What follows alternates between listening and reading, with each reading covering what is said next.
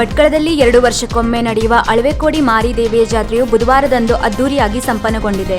ಅಳವೆಕೋಡಿ ಶ್ರೀ ದುರ್ಗಾ ಪರಮೇಶ್ವರಿ ಮಾರಿಜಾತ್ರಾ ಮಹೋತ್ಸವ ಸಮಿತಿಯ ಅಧ್ಯಕ್ಷ ರಾಮ ಮೊಗೇರ್, ದೇವಸ್ಥಾನದ ಆಡಳಿತ ಮಂಡಳಿಯ ಅಧ್ಯಕ್ಷ ತಿಮ್ಮಪ್ಪ ಹೊನ್ನಿಮನೆ, ಧರ್ಮದರ್ಶಿಗಳಾದ ನಾರಾಯಣ್ ದೈಮನೆ, ಅರವಿಂದ್ ಪೈ, ಹನುಮಂತ ನಾಯ್ಕ್, ಮೀನುಗಾರಿಕಾ ಸಹಕಾರಿ ಸಂಘದ ಅಧ್ಯಕ್ಷ ವಿಠಲ್ ದೈಮನೆ, ಉದ್ಯಮಿ ಬಾಬು ಮೊಗೇರ್, ಯಾದವ್ ಮೊಗೇರ್ ಸೇರಿದಂತೆ ಹಲವರು ಪ್ರಮುಖರು ಮೆರವಣಿಗೆಯಲ್ಲಿ ಭಾಗವಹಿಸಿದ್ದರು. ವಿಶಿಷ್ಟ ಮೆರವಣಿಗೆಯಲ್ಲಿ ಸಾವಿರಾರು ಜನರು ಭಾಗವಹಿಸುವ ಮೂಲಕ ಮತ್ತೊಮ್ಮೆ ಇತಿಹಾಸ ಸೃಷ್ಟಿಯಾಯಿತು. DYSP Mahesh, CPI Chandan, CPI Gopalakrishna ನೇತೃತ್ವದಲ್ಲಿ ಮೆರವಣಿಗೆಯುದ್ದಕ್ಕೂ ಬಿಗಿಯಾದ ಪೊಲೀಸ್ ಬಂದೋಬಸ್ತ್ ಏರ್ಪಡಿಸಲಾಗಿತ್ತು.